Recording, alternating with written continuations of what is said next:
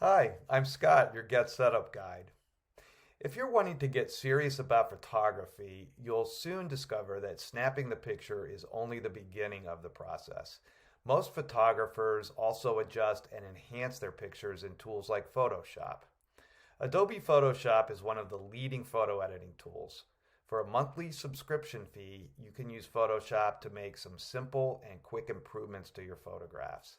You can increase the color intensity and adjust the brightness, the contrast, the sharpness, and the tone. This class is for anyone who has started a Photoshop subscription and wants to learn the basics about using it. Together, we'll each load a picture up on Photoshop and I'll walk you through some simple ways to improve that photo and fix any problems with it.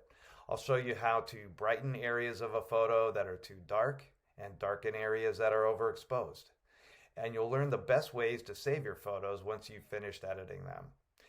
Whether you like to take pictures of people, landscapes, wildlife, or even architecture, this class can help you take your photography to a new level.